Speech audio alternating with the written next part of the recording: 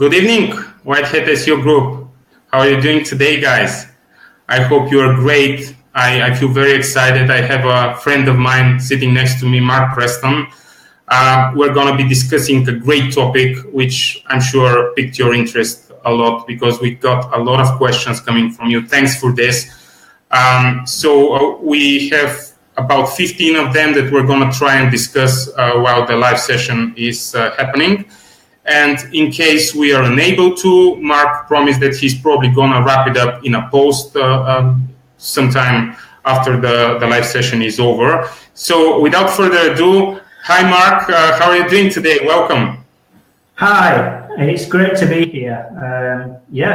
Fantastic to be here. Subject is really I'm passionate about because I've been in the industry many years, 16 I think, something like that, and I've always built agencies up and run it, so I understand every little issue from the business side that goes on, and I've wasted thousands of pounds, and hopefully, by me contributing here, it will stop others from wasting thousands of pounds as well.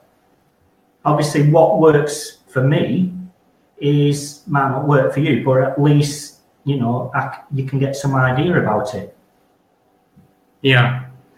All right. So can you just say a few words about yourself? What have you been up to recently? I know you have a very busy schedule. You've been training teams all around England, but it's better for you to brief us about the latest things that have happened to you. Yeah. Over the past year, I've been going around the UK and training big companies, and I've also been training the digital marketing professionals in agencies on SEO techniques related to themselves. I never script anything. When I go into the training session, it's all about them and what they need to know. I've wrote a book that's going to come out very soon, pending Amazon authorising it. And apart from that, I've taken a big contract on, and just lots of things happening. I'm all over the UK at the moment, but it's all good stuff. All right, just can you say a couple of words about this book? Because I know how much it means to you. I'm looking forward to it going live, being published. And I'm sure that the folks that are watching us will also be interested in at least hearing about what this book will be all about. Is it going to be about the business side of SEO again, like lead generation, closing deals, getting better paying clients? Yeah, there's no techniques at all in the book. It's basically how I've gone about throughout the years, starting, running and building an agency up, and the pitfalls on different methods of generating leads, selling, and pricing as well. That's a big thing, how to price things. And it's just from front to back, but is what I do say, I got into a stage with my agencies where I got my own customers to do the selling for me. And that's in the book as well. Great. Actually, some of these questions are probably in our list right now, so people will be able to get some answers right now during the live session. So without further ado, folks, because we have a lot on our plate right now, so let's start with the first question that came from you. Thanks for all the interest again.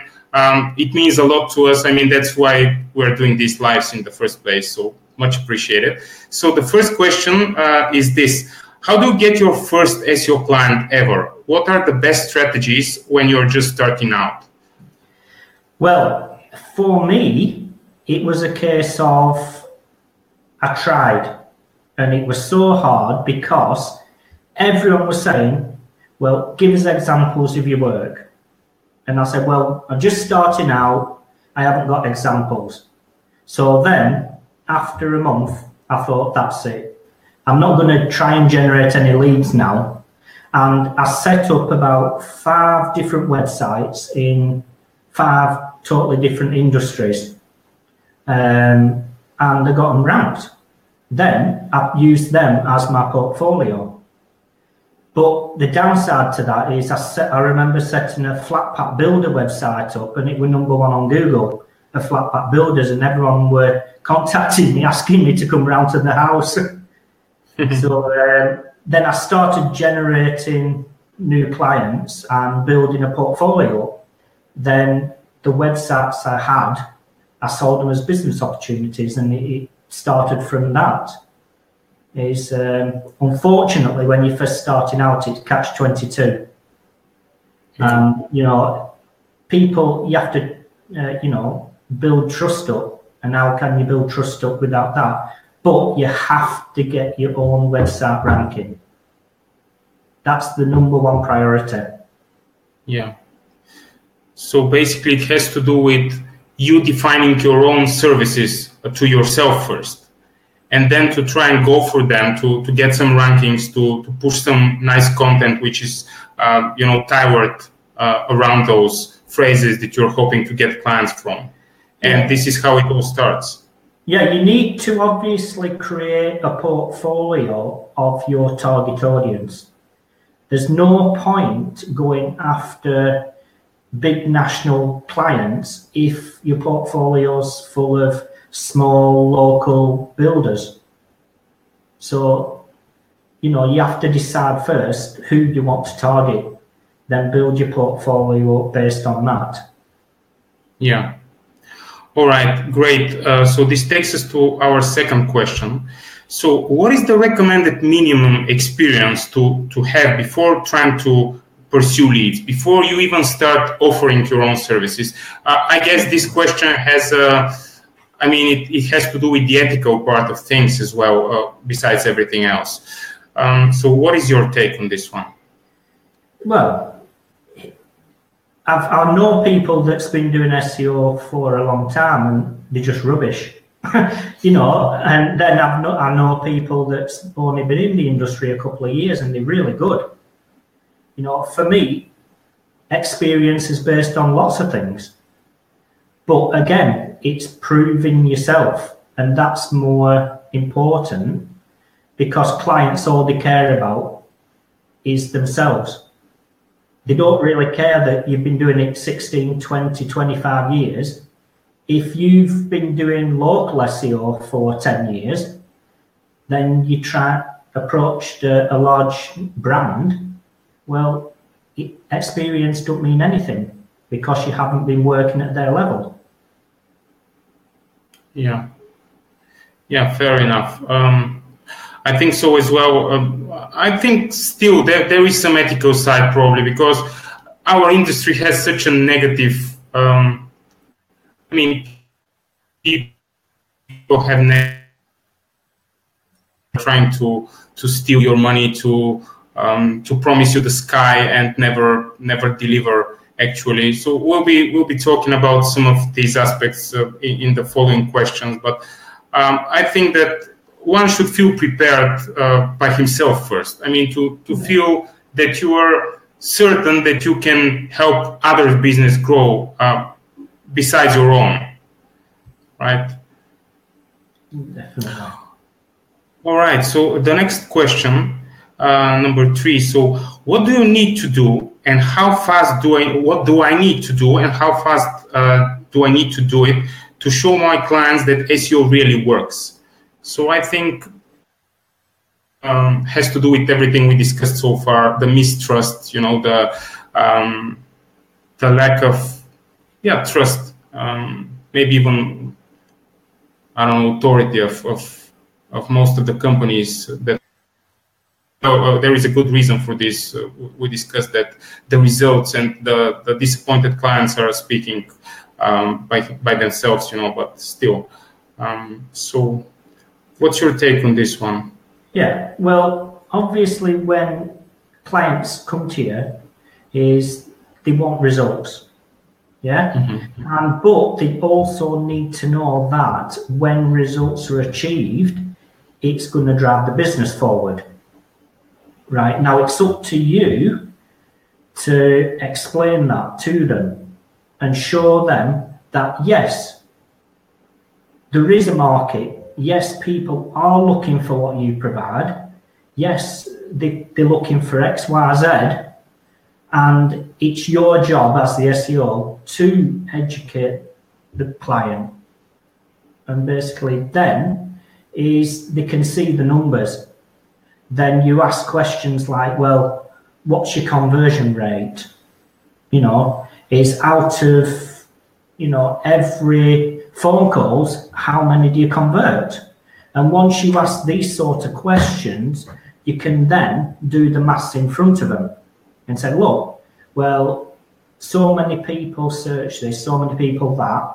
If, you know, when we get results, estimate traffic volumes, conversion rates, then X, Y, Z, your average customer is worth £1,000, boom, that's it.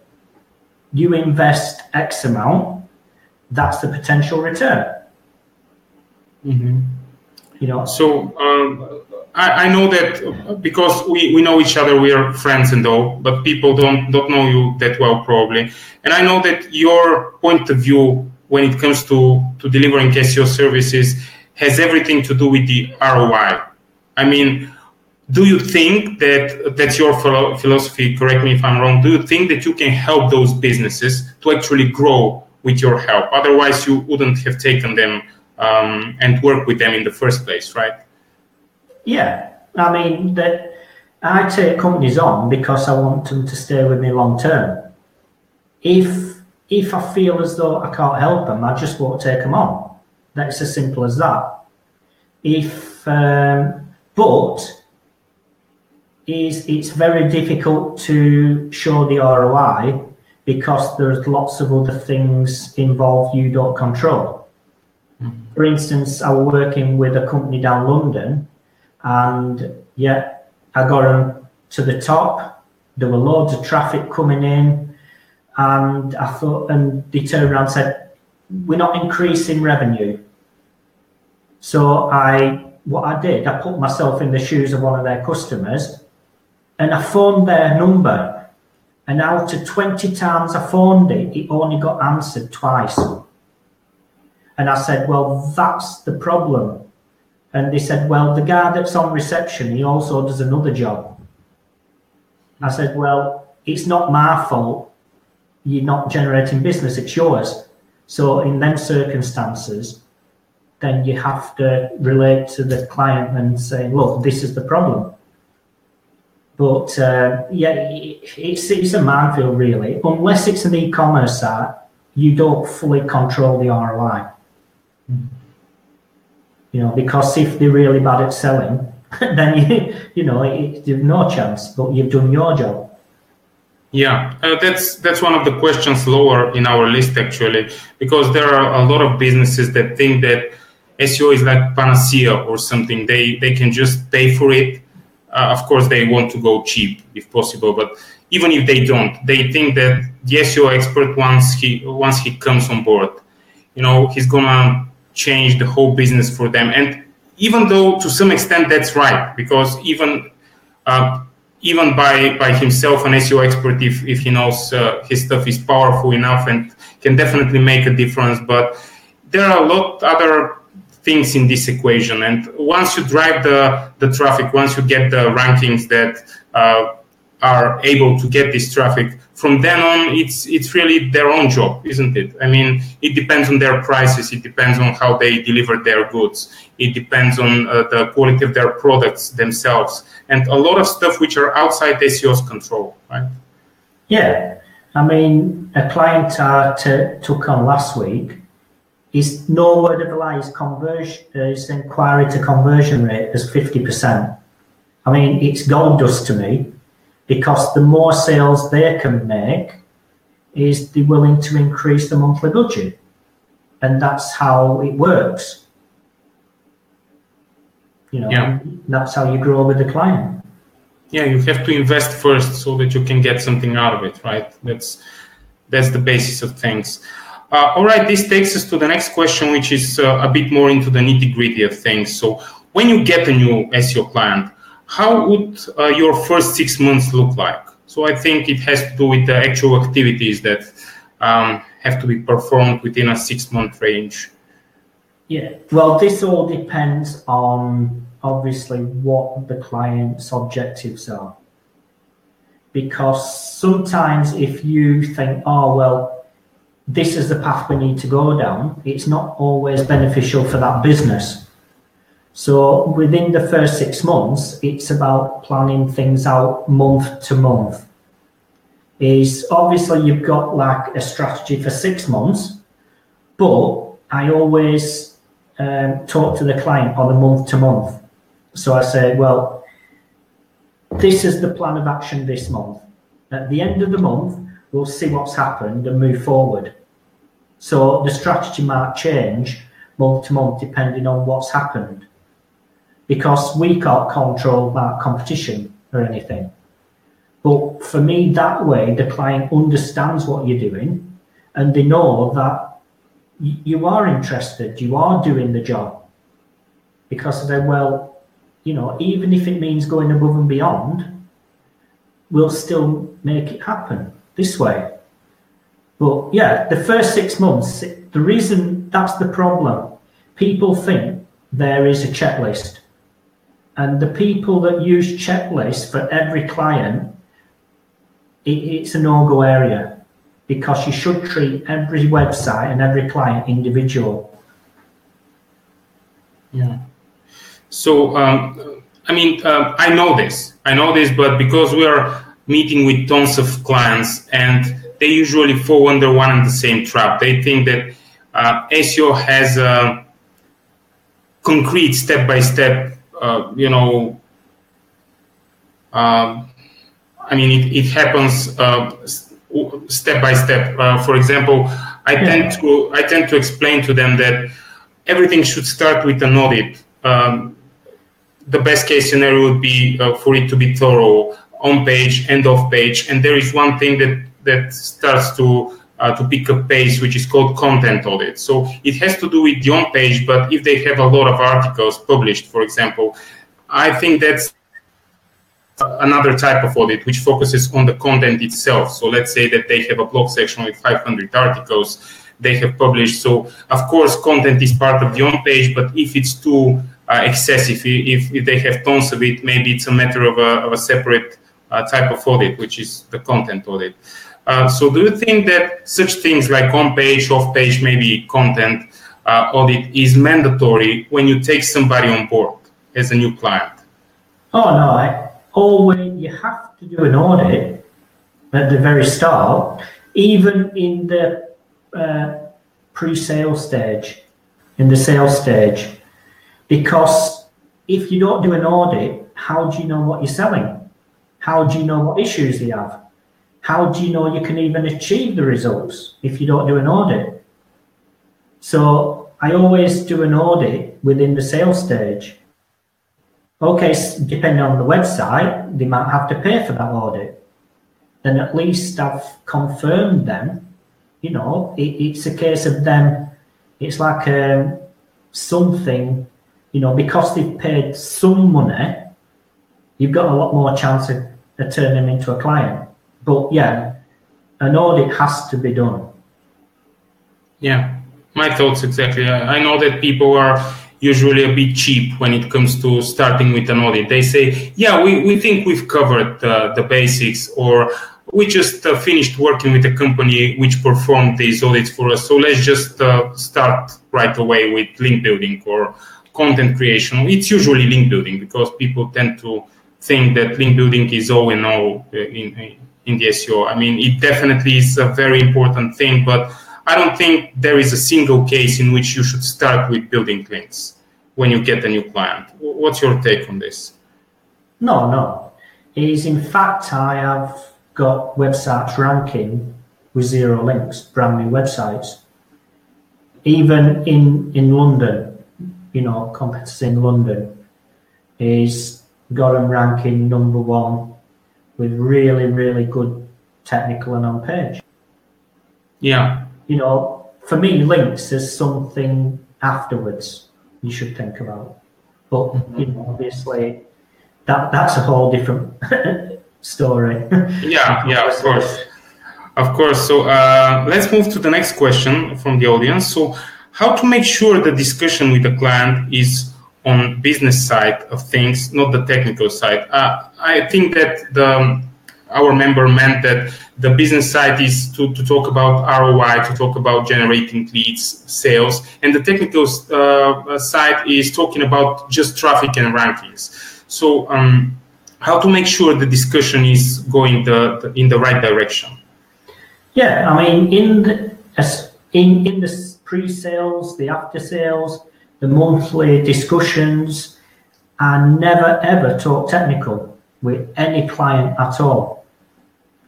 Is because as soon as you do that, you've lost them. Is you need to sit down and explain things in a simple to understand way, but use things that they can relate to. So when like fixing all the technical issues on the site, I'd say something like, well, you wouldn't put petrol in a car with a broken engine.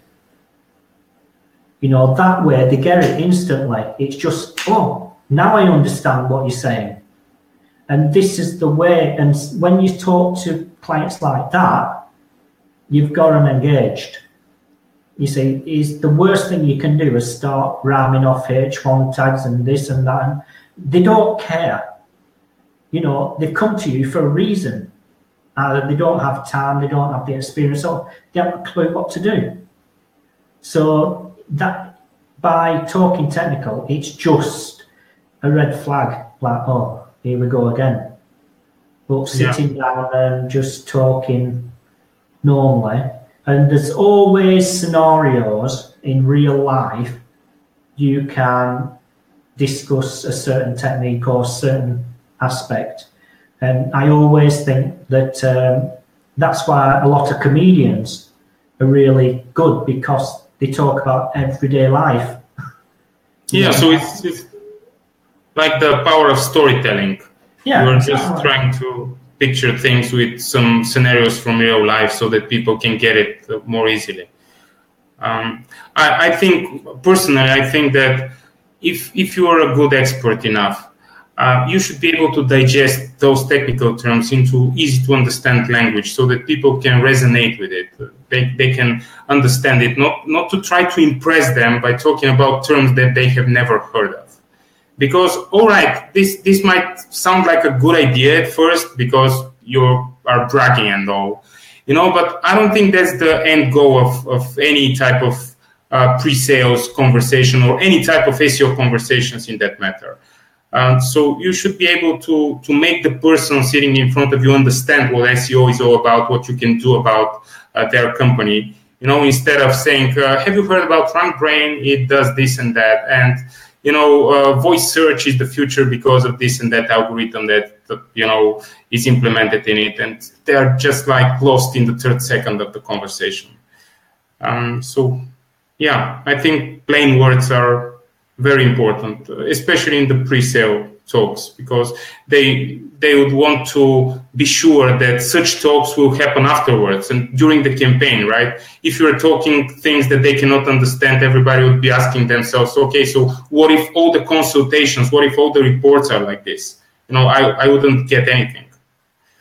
So, yeah. The next question, can we and should we give guarantee for specific rankings to our clients? That's a very common one. I tell you what, in fact, I've just written an article today on this very subject because of lots of conversations I've had recently. For me, obviously, we don't control things, but as SEOs, we are standing in front of a prospect telling them, you need to come with us because we can provide results. So, as an SEO, you should be able to deliver on your promise you've made. Now, for me, there's always, during the pricing structure, there's always something in there where I take the responsibility. So it might be, a lot of times I do it on a sliding scale. So basically the payment goes up depending on the results. Or it might be that, okay, we'll start at a very minimal level until results are achieved, but then you're agreed to pay a premium to maintain it. You know, there's always something there set in place that I say, right, you've come to me, you trust in my word, now I can deliver, but, you know, for whatever reason, you won't be out to pocket big time if it doesn't happen. You know, for me, it's a case of, it's not the word providing guarantees, but as an SEO, if you feel as though you cannot achieve that result, you should never ever take the business on. Mm-hmm. You know, I've turned business away because you look at it and you think, right, well, you know, obviously it's never going to happen. Or if they've got a low budget, you say, well, that can't happen, but if we start with these goals and work as way up, you know, it will. But yeah, I mean, for me, it's a case of, why shouldn't the SEOs take responsibility when they've stood there saying they can do it? Mm. You know, that's my personal feeling. And have I ever provided a client's money back? Yes. You know, yeah. It's because of situations that's happened during the campaign out of my control. Yes, I have. But, you know, it's a case of, but I give my word, I could do it. And that's my own personal view. And because of that, I tend to get a lot more respect and a lot more good clients. And once the results are achieved, because they know you've actually physically put your own money where your mouth is, they're a lot more willing to open the wallets and increase the budget. Yeah, makes total sense. But if we have to offer something as a guarantee, what should it look like? Should there be a guarantee of some improvement without any numbers to it?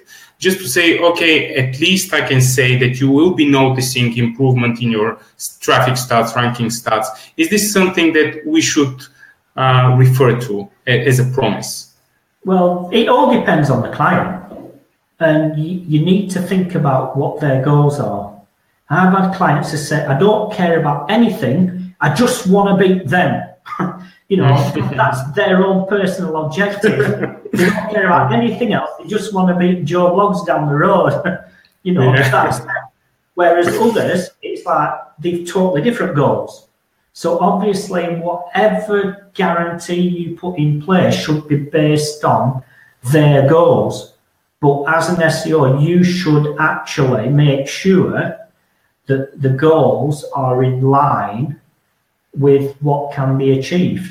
So, you know, just because the money's there doesn't mean you should take it on if you're not 100% confident it can be done.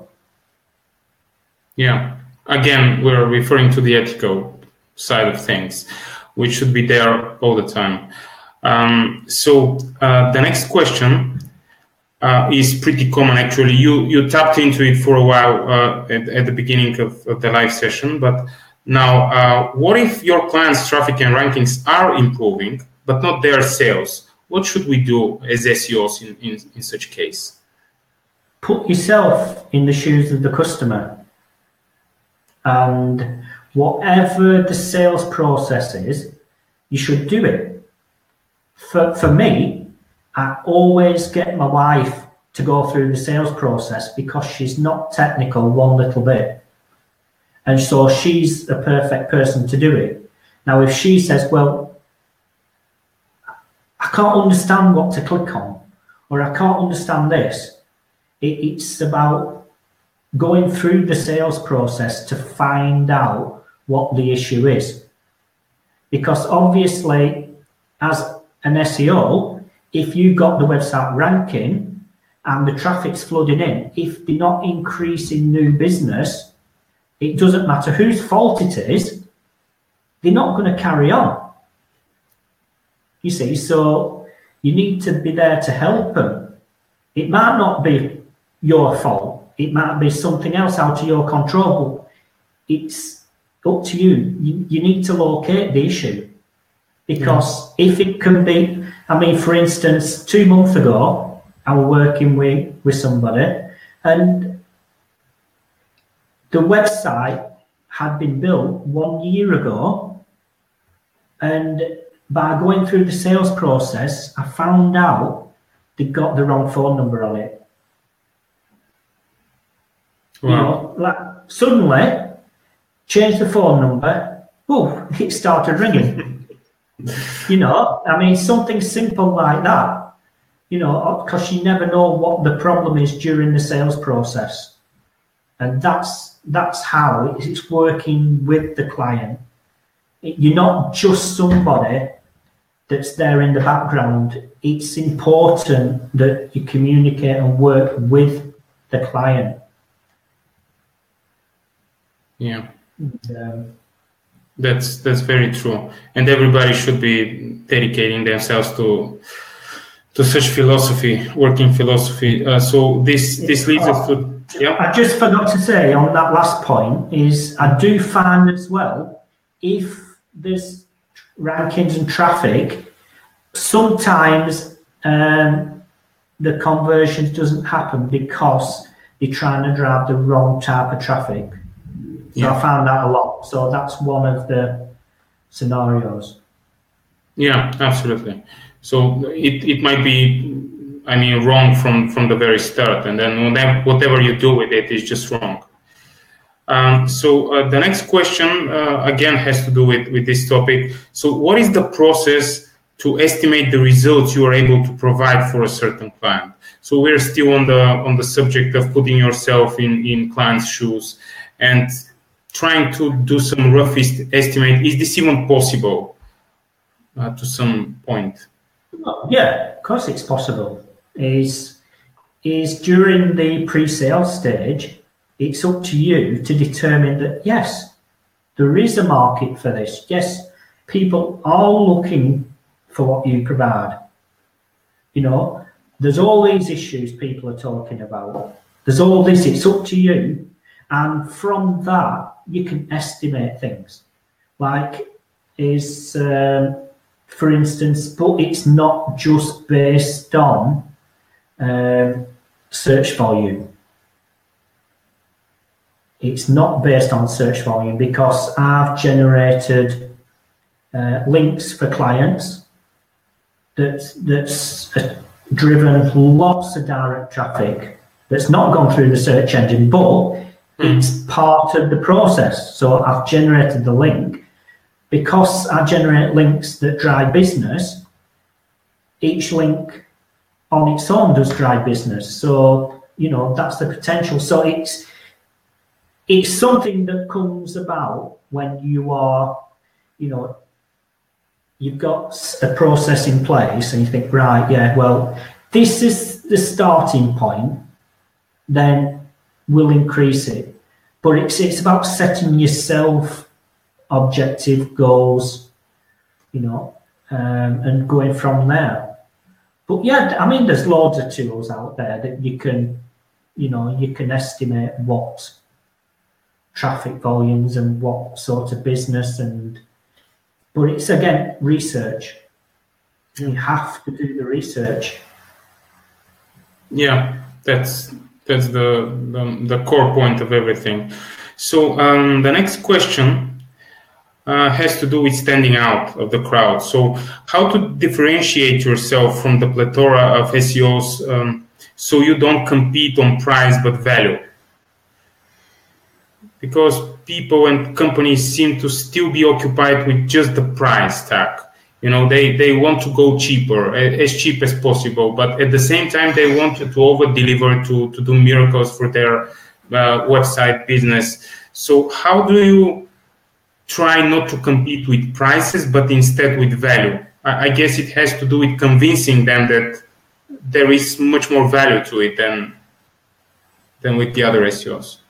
This has been a pain in the ass for many years because as soon as you pick up the phone, they say, how much? Mm-hmm. That's all they say, how much?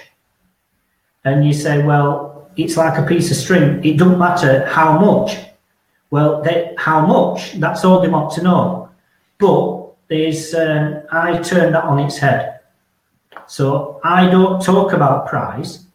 I always get a budget off them, right?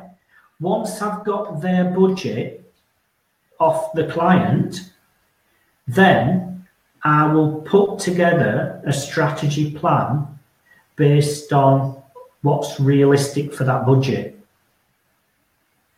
Now, what that does is, okay, it took me a while to drag the budget out of them, but I just can say, well, I'm not moving forward until I have that, because I have clients paying £1,000 a month and I have clients paying 10 grand a month. Which end of the scale are you at? Because there's no point wasting yours or my time on putting a proposal together for £1,000 a month if you've got £200. Yeah. You know, and that's how then suddenly the value, it's irrelative, because then the strategy is based on their budget. And again, it's up to you to put a proposal and strategy together to prove that, yes, you can do this and this is the estimated results. Yes. So the next question has to do with some education, educating your clients to generate the best leads. So how do you generate the best leads? Do you educate them, meaning the companies that get in touch with you? Do you pick only the best companies according to you, or do you pretty much work with anyone? I mean, not you particularly, but if we're in the SEO business. What side is this? Is it for an SEO agency generating leads for themselves? I think so, yeah. We're talking only from the perspective of SEOs,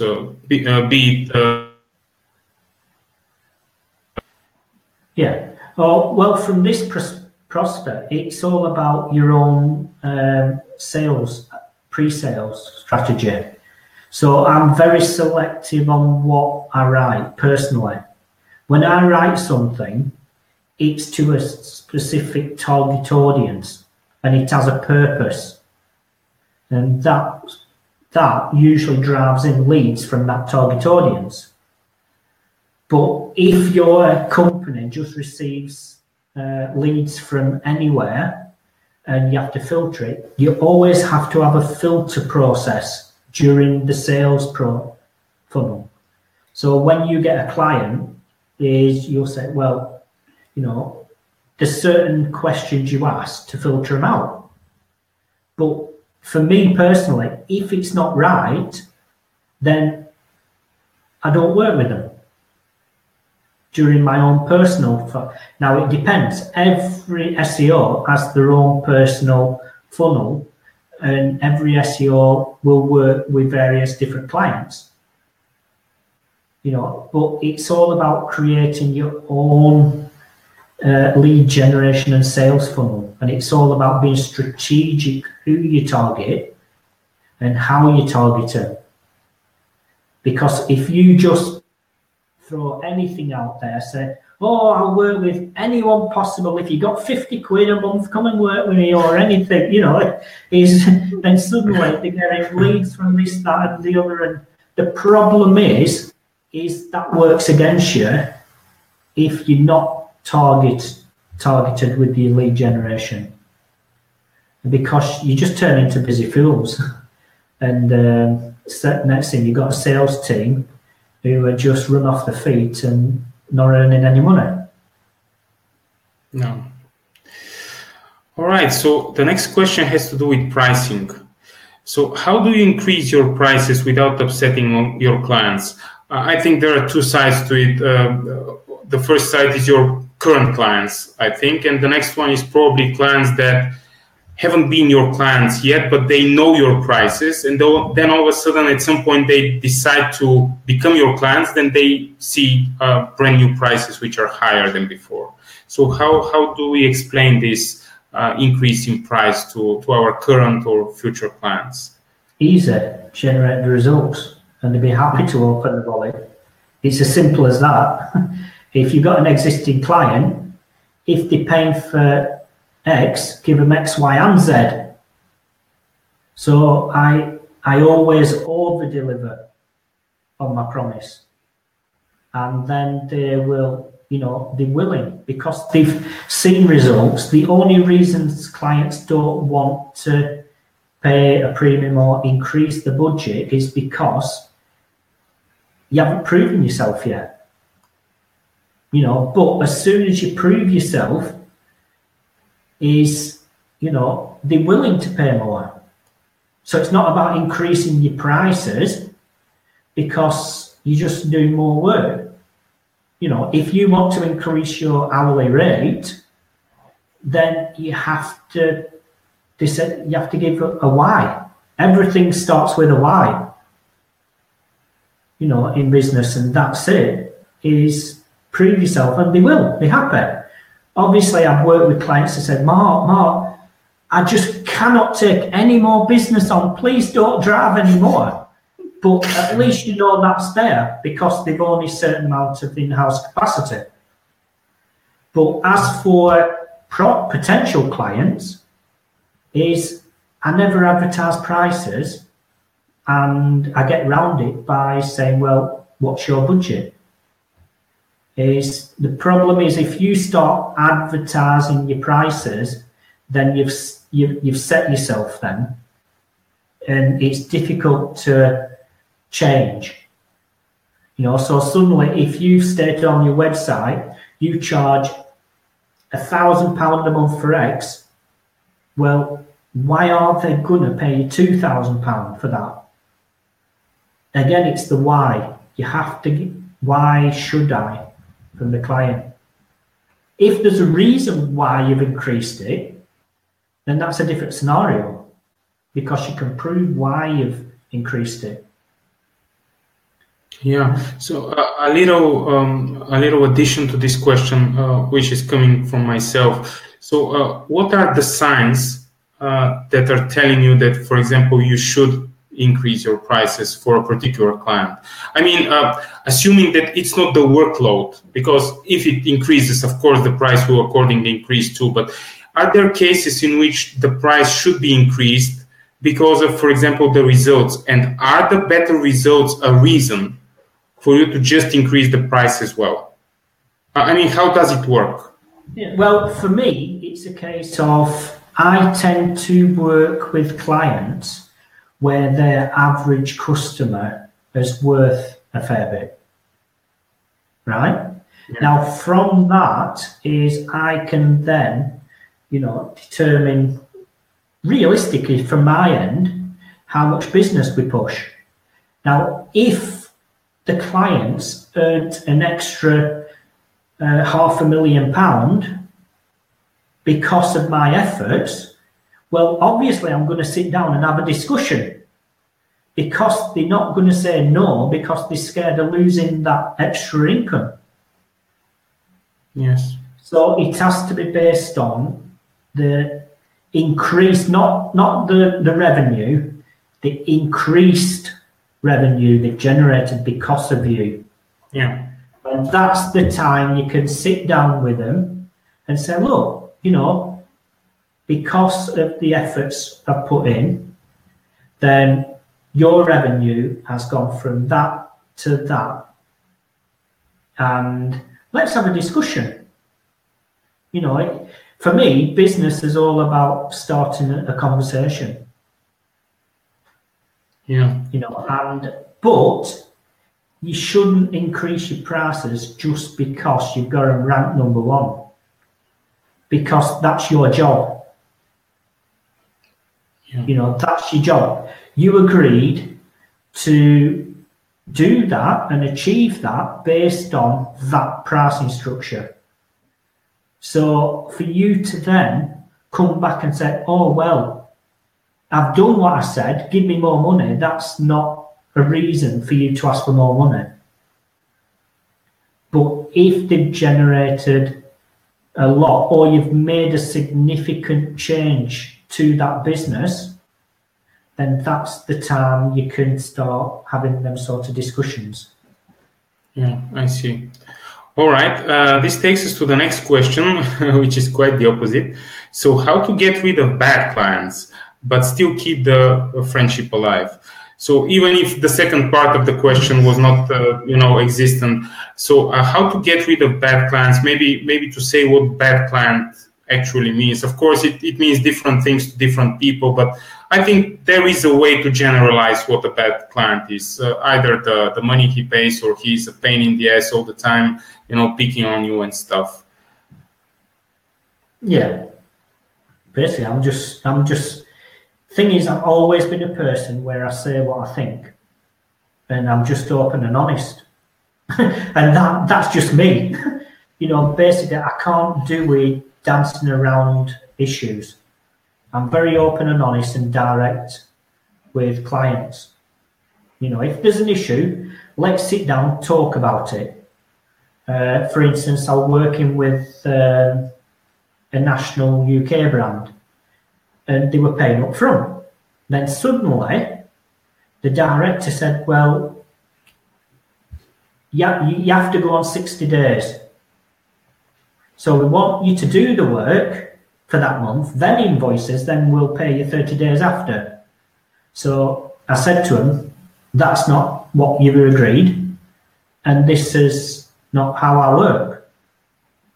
And I'm not going to wait 60 days without any money. So unfortunately, if you don't want to stick to the terms you agreed, you'll have to go elsewhere, and that's exactly what happened. Mm-hmm. But it's up to you, and just be direct with them. Usually what I find is a lot of people become bad clients because of things that are not in their control. 9 times out of 10, that's what happens. But if you sit down and say, look, John, I've noticed, this and that, what's wrong? Let's just be open and honest, what's wrong? Because there's always a solution to any problem. If they just a pain in the ass and they're just never going to change, then just fire them off. It's as simple as that. Because you don't even want the friendship to, exist with them type of people. Yeah, of course. All right. So a bit of a different angle on things.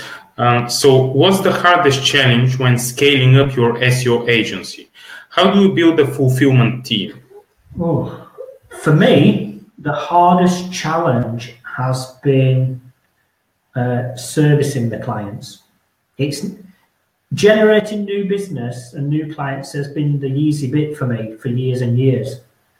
The hardest bit is to build the team, and to build the team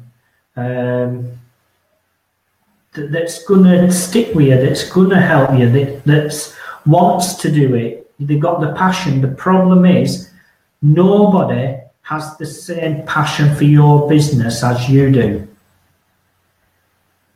So what I call people 9-to-5 people. And what I've found is the big agencies with the deep pockets are getting all the good staff. But again, it's all about contracting your clients. If you do not contract your clients, you cannot scale up, because you'll be a hire and fire agency. Because it doesn't matter if you do a great job, clients still leave because they think they don't need you anymore. If they're not contracted, then you cannot scale.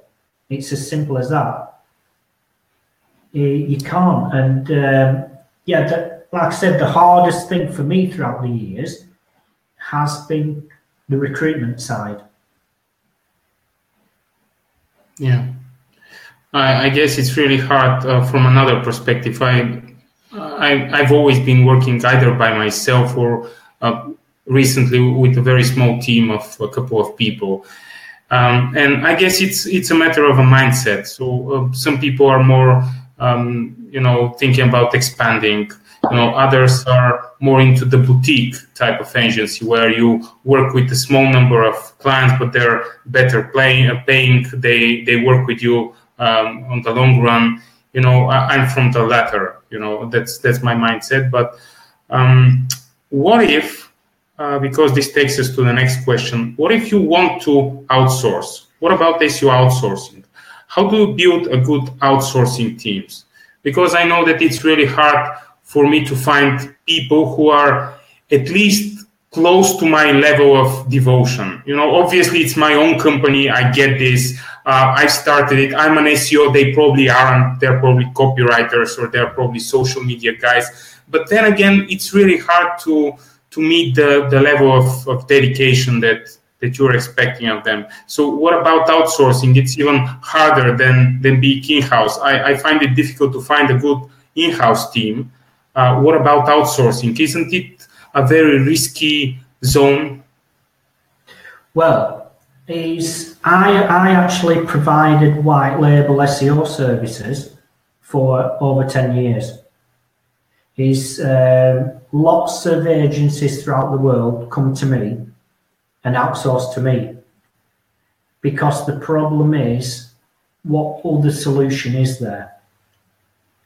If you go, offshore or whatever, is the thing about outsourcing is it's finding a reputable partner. Because unfortunately, once something's done, you can't change it. And as soon as the client gets wind of it, that's it.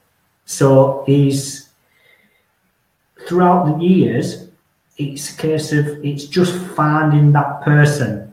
Now, the problem is there are good people out there you can outsource to, but they won't pay for it. Then it comes down to the profit margins just not there to outsource. So what's the solution? And this is for outsourcing personally, is I won't outsource. I'd rather build my own team up and train them. Even if they're not skilled, I will do that because I know is the only people I trust to do a good job. They flat out work themselves anyway. So for me, I don't have an option to outsource. Obviously, you can outsource bits of things, like there's certain people that specialise in speed optimization or things like that. But to outsource the whole campaign is you give the client a promise. And you need to make sure that, the outsourcing partner delivers on your promise. And it's always going to be an area that's going to have issues. Yeah. And one additional question that has to do with this one, coming from myself again. Have you ever come across situations in which you are feeling that the company is outsourcing to you because you can do more than they? And to be even more precise, they don't know how to do SEO the right way, and they're aware of this, but their clients aren't. And that's why they turn to you, because they're charging them big money. They're just a big balloon, with nothing but a shell, but they want to keep their profits coming, so that's why they outreach to you. They say, we have tons of business, but we just don't have the time to deal with it. So we noticed that you're offering white label services. So would you take those couple of clients, under your command? Have you come across such situations, which again have to do with the ethical side of things? Yeah, I mean, loads. In fact, last week over LinkedIn, someone contacted me and started a conversation saying, a few people have recommended you. And I said, well, what's your business? And what did they offer? SEO services. So my question was, well, if you offer this service, why are you coming to me? Blatantly honest, he turned around and said, because you're a lot better than we are. Now, I don't usually get that direct answer. Yeah. But there are a lot of agencies all over the world that appear to do it in-house, but don't. And I know that from experience because it was myself that provided the service. You know, and it's a massive market, but it's very profits are short. So you need volume to make the money. Yeah. Actually, one of our members that is watching us right now is expanding on the topic. This big balloon was created by people selling how to create a digital agency in X way. In X days, pay my course 20K and earn minimum 200K in 6 months. So, yeah, I mean, again, the ethical part of things, which I think we shouldn't ever forget about. I mean, I know that everybody is after better profits and bigger names for themselves and their agency, but there has to be some decency, some, honesty in all this. I know that it all comes down to what kind of person you are, but still, I know that the two of us are strong believers in this concept. All right, Mark, we are entering the last 3 minutes. Of course, we can expand it a bit, but one additional question, which has nothing to do with the last couple of questions. So how to deal with brick and mortar businesses that have no interest in SEO? How to close such clients? For example, if you think that the market is overcrowded, so maybe you have decided that by going after such businesses that only have physical address, their own physical store, then you can convince them to come on board and become your clients. But then again, it's a totally different situation. And those people usually are very hard to convince because especially if their businesses are doing, decently. But on the other side, it's a good idea. So what if we decide to tap into this untapped market? What are the ways that we can do it with the best success?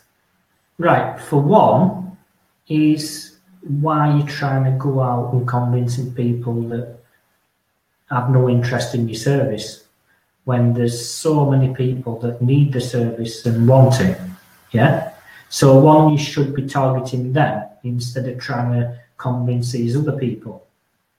And two, if you do go into a market that they don't know anything about SEO and everything, it's all about you to prove the benefits, the whys.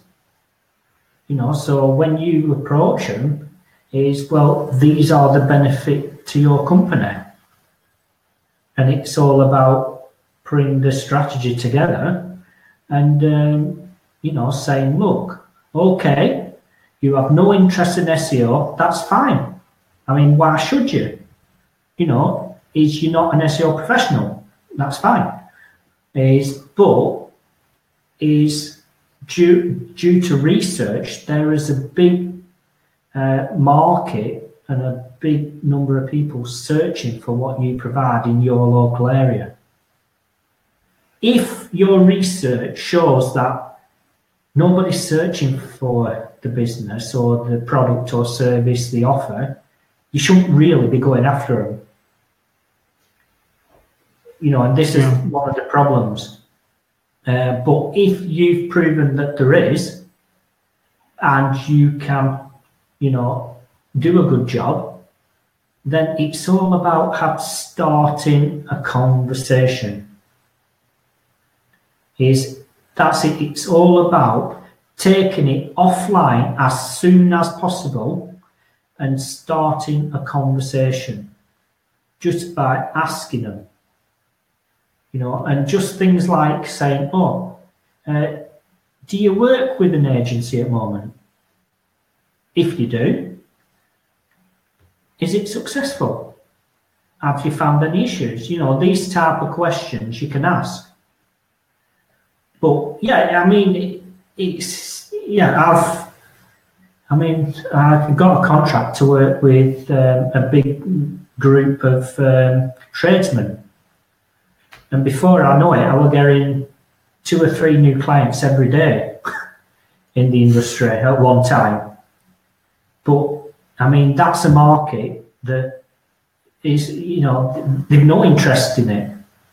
But if you can prove to them that there is a market, yeah, they're willing to listen to you. If they think they are going to increase new business, they'll listen to you because they're business people.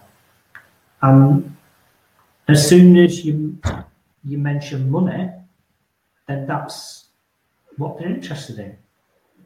Yeah, that's as simple as that, really. Yeah, all right, Mark. This hour just flew by us. Yeah, it was very interesting to me. I sure hope that the audience feels the same way. Guys, there are tons of other questions that we weren't able to tackle. Sorry for this, but the format goes for an hour or so. So, Mark, let's wrap it up. Can you again remind the audience, because there might be some people that are just hopping in, about your book? At what date is it going to be published?